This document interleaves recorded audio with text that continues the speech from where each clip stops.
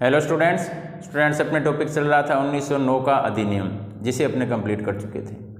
आज का हमारा टॉपिक रहेगा 1919 का अधिनियम। कौन सा रहेगा? 1919 का अधिनियम, जिसे दूसरा नाम क्या दिया गया है? मॉन्टेग्यू चेम्सफोर्ड सुधार अधिनियम 1919। अब इसे ये नाम क्यों दिया गया? क्योंकि इस अधिनियम को बनाने में मुख्य रूप से दो व्यक्तियों का योगदान था।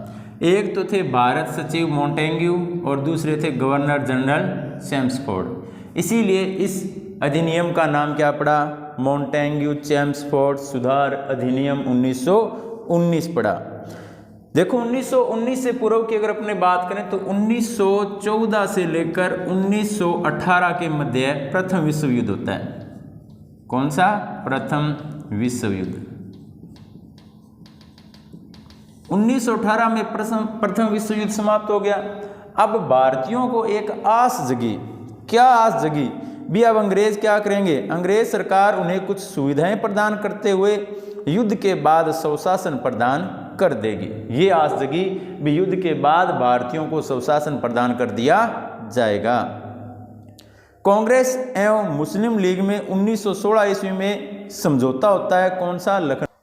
देखो इसी के अंतर्गत 1916 में यानी कि प्रथम विश्व युद्ध के अंतर्गत ही लखनऊ समझौता हुआ 1916 में। किस किस के मध्य हुआ? लखनऊ समझौता यह मुस्लिम लीग और कांग्रेस के मध्य हुआ। कौन सा समझौता हुआ? लखनऊ समझौता। कब हुआ? 1916 में।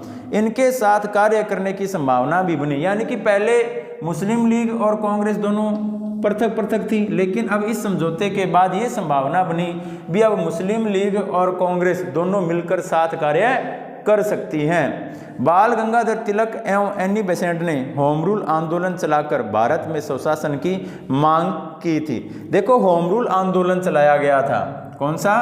होम रूल आंदोलन। यह आंदोलन किसके द्वारा चलाया गया? देखो दो आंदोलन थे, दोनों का नाम है क्या था? होम रूल आंदोलन। किस किस के द्वारा चलाया गया? पहला एनी बेसेंट के द्वारा और दूसरा बाल गंगाधर तिलक के द्वारा। बाल गंगाधर तिलक के द्वारा कौन सा आंदोलन चलाया गया? होम रूल आंदोलन। और इस आंदोलन की भी मांग क्या थी? स्वशासन की मांग थी। कांग्रेस में पुनः गरम दल वालों का वर्चस्व बढ़ने लगा था। कल के अधिनियम में मैंने आपको बताया भी 1907 में क्या हुआ था? कांग्रेस दो भागों में बंट गई थी सूरत अधिवेशन में, गरम दल और नरम दल। नरम दल, गरम दल का प्रभाव क्या था? नरम दल के मुकाबले अधिक था, लेकिन अंग्रेज क्या चाहते थे भी गरम दल का प्रभाव कम हो और किसको प्राथमिकता दी जाए? नरम दल को प्राथमिकता दी जाए।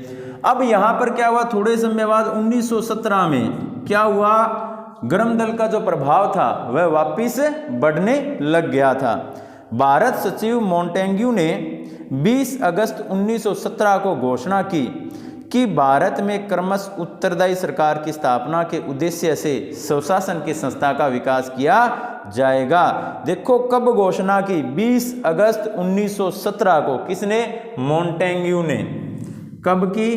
20 अगस्त 1917 को। किसने? भारत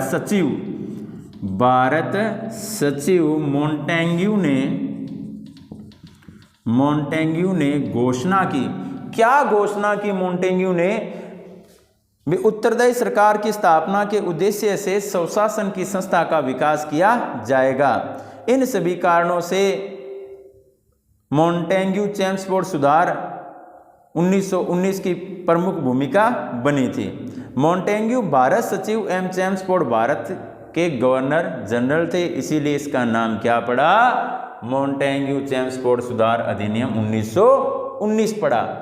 अब देखो इस अधिनियम की क्या क्या विशेषताएं थी? कौन से की? 1919 अधिनियम की क्या क्या विशेषताएं थी? या आपने कह सकते हैं मॉन्टेग्यू चेम्सफोर्ड सुधार अधिनियम की क्या क्या विशेषताएं थी? 1919 के अधिनियम की पहली विशेषता क्या थी? पहली विशेषता थी प्रांतों में द्वैध शासन की स्थापना करना। कौन सी थी? प्रांतों में द्वैध शासन की स्थापना करना। अब इसके अंतर्गत क्या हुआ, प्रांतीय विषयों को दो भागों में बांट दिया गया। किसे, प्रांतीय विषयों को दो भागों में बांटा गया।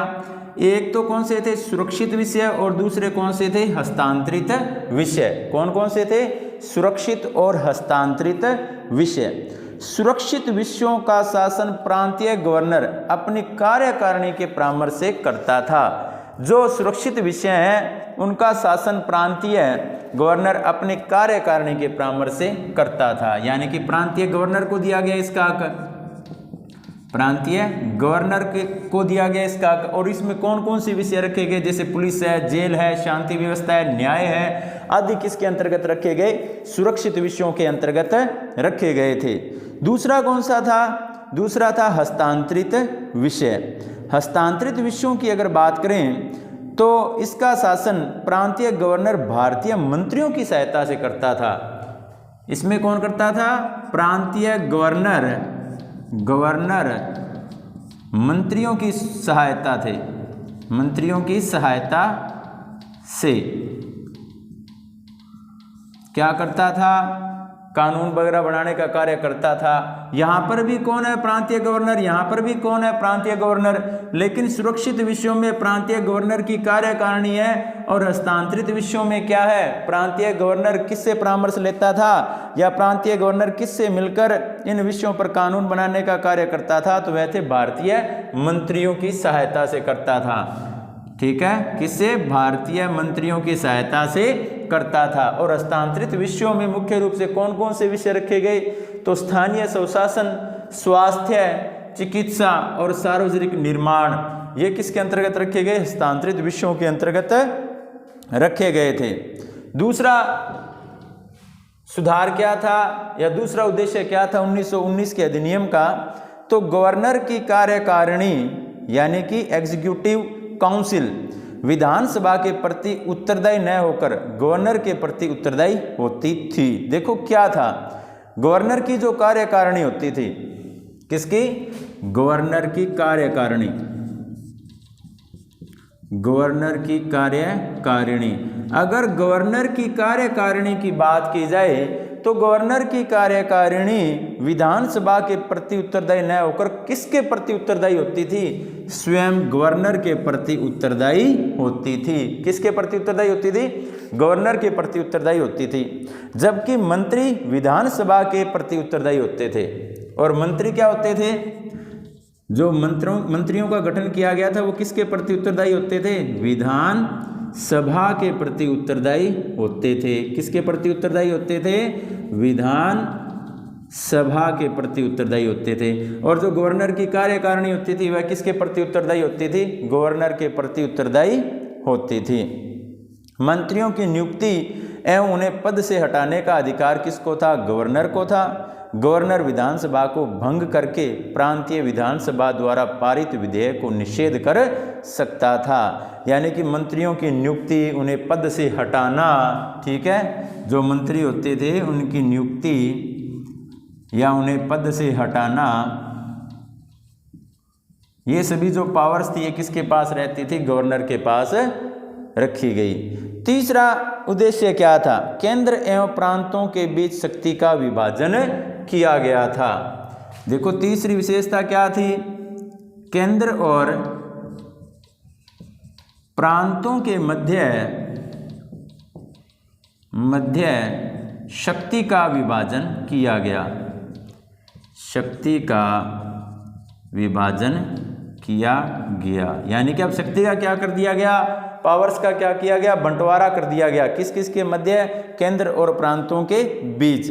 केंद्र के पास कौन कौन से विषय रहे, तो उसमें रक्षा, विदेश नीति, रेलवे, संचार, जनगणना, सार्वजनिक ऋण, लोक सेवा आयोग, मुद्रा, भारतीय रियासतों से संबंधित विषय आदि थे। और प्रांतों की बात करें तो प्रांतों के पास स्थानीय स्वशासन, स्वास्थ्य, शिक्षा, सार्वजनिक निर्माण, जंगलात, आबकारी, सिंचाई, कृषि, जेल, पुलिस आदि विषय किसके अंतर्गत रखे गए थे, प्रांतों के अंतर्गत रखे गए थे। चौथी विशेषता की बात करें, 1919 अधिनियम की चौथी विशेषता क्या थी, तो 1919 के अधिनियम द्वारा पहली बार केंद्र में द्विसदनी विधायिका की स्थापना की गई थी। क्या किया गया? केंद्र में प्रथम बार द्विसदनी विधायिका की व्यवस्था की गई। विधायिका की व्यवस्था की गई, यानी कि 1919 से पूर्व क्या था? केंद्र में एक सदनी विधायिका होती थी, लेकिन 1919 अधिनियम के अंतर्गत केंद्र में द्विसदनी विधायिका की व्यवस्था की गई। केंद्रीय व्यवस्थापिका का पहला उच्च सदन राज्य परिषद, दूसरा निम्न सदन विधानसभा कहलाता था। यानी कि ऊपरी जो सदन होता था वह क्या कहलाता था? राज्य परिषद, और छोटा क्या कहलाता था? विधानसभा। राज्य परिषद और विधानसभा, यानी कि केंद्र में जो विधायिका की द्विसदनी विधायिका की व्यवस्था की गई उसमें उच्च सदन कौन सा था? उच्च सदन था राज्य परिषद, और निम्न सदन कौन सा था? निम्न सदन था विधानसभा। तो इस प्रकार चौथा क्या प्रावधान किया गया 1919 अधिनियम के अंतर्गत? तो केंद्र में प्रथम बार द्विसदनी विधायिका की व्यवस्था की गई थी।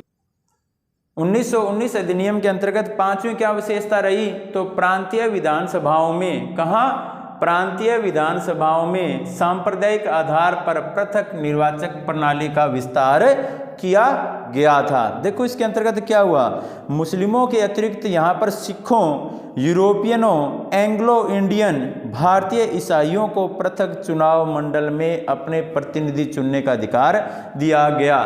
देखो 1919 के अधिनियम से पूर्व मुस्लिमों के लिए क्या था?